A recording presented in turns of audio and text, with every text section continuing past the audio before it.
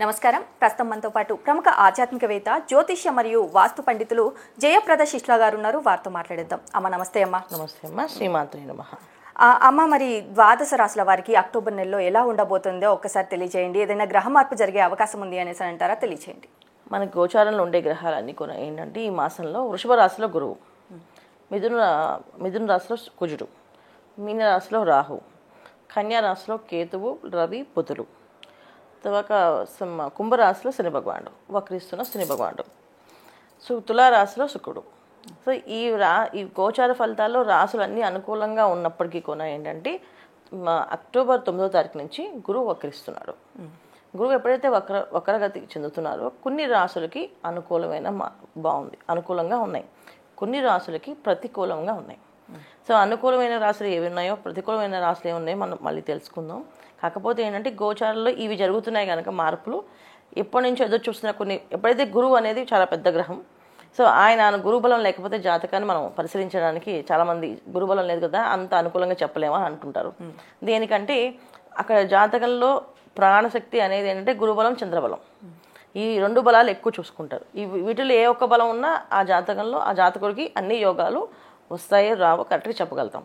ఎప్పుడైతే గురుబలం తక్కువ ఉందో, చంద్రబలం తక్కువ ఉందో జాతకం ముందుకు వెళ్ళదు. అలాగే గోచారంలో ఎప్పుడైతే వీళ్ళు గురువు వక్రిస్తూ ఉన్నారో దీనివల్ల ఏంటంటే కాస్త కొన్ని రాశులకి ప్రతికూలంగా కనిపిస్తున్నాయి, కొన్ని రాశులకి అనుకూలంగా కనిపిస్తున్నాయి.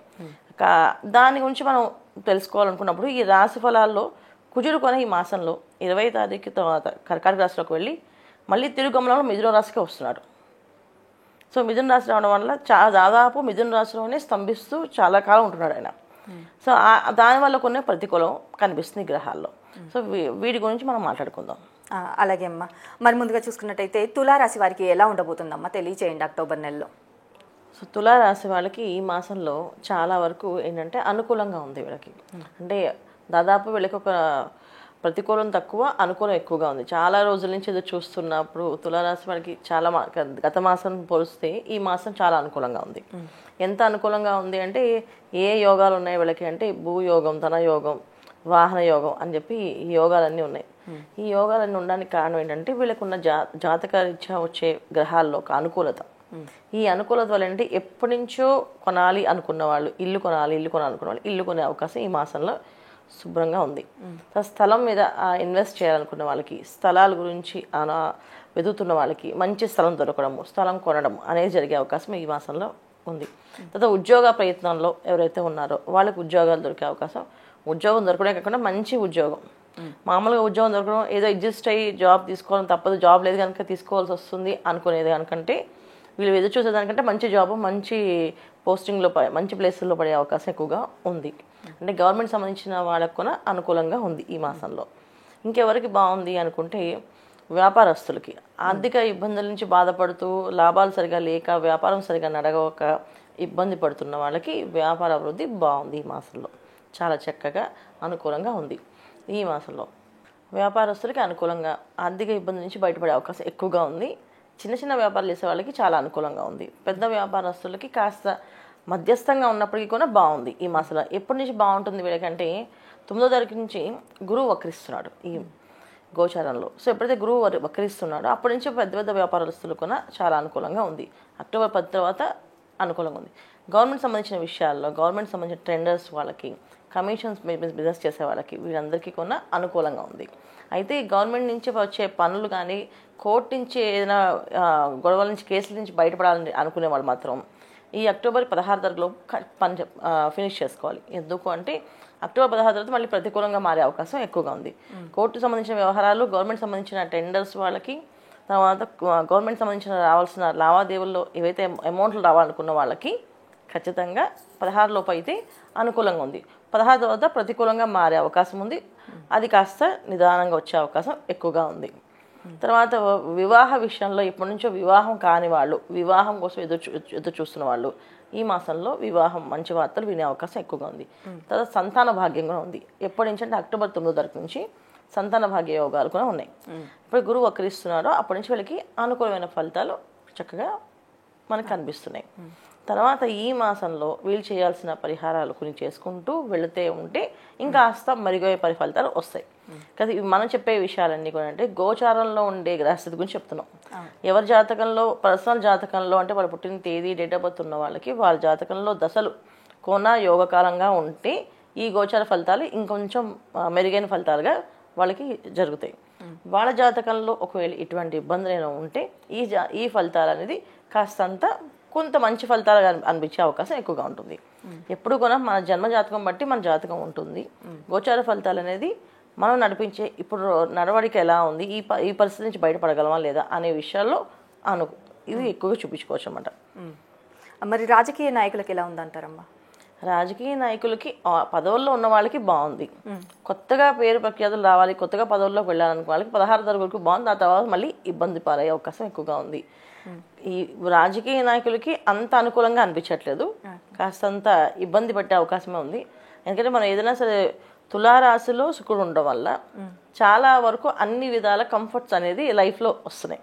అంటే ఎలాంటి కంఫర్ట్స్ వస్తే చిన్న చిన్న వాళ్ళకు కూడా ఆనందం పడే కంఫర్ట్స్. అంటే ఒక చిన్న ఇంట్లో ఉన్నారు, వాళ్ళకి చిన్న సోఫా సెట్ కొనుక్కోవాలి, అది కూడా కొనుక్కోగలుగుతారు ఈ మాసంలో. మంచి సోఫా సెట్ కొనుక్కోవాలి. అలాంటి చిన్న చిన్న కోరికలన్నీ తీరుతున్నాయి. సో పెద్ద పెద్ద పదవులు సంబంధించినవి కానీ ఒక కెరీర్ సంబంధించినవి కానీ ఏమవుతుందంటే 16 వరకు అనుకూలంగా ఉన్నప్పటికీ కూడా ఇక్కడ గురువు అనుకూలంగా లేరు. సో గురువు 19వ తారీఖు నుంచి వక్రించినప్పుడు 10వ తారీఖు నుంచి గురువు అనుకూలంగా ఉన్నప్పుడు రవి బుధులు ఇద్దరు ప్రతికూలంగా మారుతున్నారు. అంటే మనకు కావాల్సిన ఏదైతే పదవులు కావాలనుకుంటున్నామో, పదవుల్లో పేర్లు ప్రఖ్యాతులు కావాలనుకుంటున్నామో అవి ఇచ్చే రవి బుధులు ఇద్దరు కూడా మనకి మళ్ళీ తులారాశిలో రావడంతో అది కాస్త ప్రతికూలంగా మారే అవకాశం ఎక్కువగా ఉంది. అందుకని రాజకీయ నాయకులకి అంత బాగుందని కాదు, కానీ కాస్త అంత వాళ్ళ కొన్ని పరిహారాలు చేసుకుంటే వాళ్ళకు ఇది అనుకూలంగా మారే అవకాశం ఉండొచ్చు. మరి విదేశాలకు వెళ్ళాలనుకునేవారు ఈ కాలంలో ప్రయత్నం చేయవచ్చు అంటారా? విదేశీ యోగాలు ఉన్న వాళ్ళకి చాలా తక్కువ ఉంది నాన్న. ఎందుకంటే వీళ్ళకి షష్టమ స్థానంలో రాహు, మీనరాశిలో రాహు. విదేశాలు వెళ్ళే వాళ్ళకి మీనరాశిలో రాహు ఉండడం వల్ల కొంతవరకు కంఫర్ట్గా అనిపించినప్పుడు కూడా కాస్త ఇబ్బందికరమైన ప్రయాణమే కనిపిస్తుంది. అక్కడే ఆల్రెడీ ఉన్న వాళ్ళకి ఉద్యోగాలు వచ్చే అవకాశం ఉంది. ఎందుకంటే వాళ్ళకి తులారాశిలో శుక్రుడు రావడం వల్ల అన్ని రకమైన కంఫర్ట్స్ ఇస్తామని చెప్పాం కదా. సో ఎప్పుడైతే అన్ని రకాల కంఫర్ట్స్ అంటే అందులో ఉద్యోగం వస్తుంది, తర్వాత వ్యాపార యోగం ఉంటుంది, తర్వాత వీళ్ళు అనుకున్న కెరీర్ పరంగా సెటిల్ అవ్వాలనుకుంటే ఆ యోగాలు ఉంటాయి. ఈ యోగాలన్నీ ఉంటాయి. అంటే ఆల్రెడీ ఉన్నవాళ్ళు సెటిల్ అయ్యే అవకాశం ఉంది. కొత్తగా ప్రయత్నం చేసే వాళ్ళకి కాస్త ఇబ్బంది పడే అవకాశం ఉంది. కొత్తగా ప్రయత్నం చేసే వాళ్ళకి అంత అనుకూలంగా లేదు, కొంచెం ప్రతికూలంగా కనిపిస్తున్నాయి సిచ్యువేషన్స్. ఇది తులారాశి వాళ్ళకి ఈ మాసంలో వీళ్ళు తీసుకోవాల్సిన పరిహారాలు కానీ చేసుకుంటే బాగుంటుంది. పరిహారాలు చేసుకుంటేనే అనుకూలంగా ఉంటుంది కాస్త. మరి ఎలాంటి పరిహారాలు పాటించాలంటారు? తప్పకుండా నాన్న.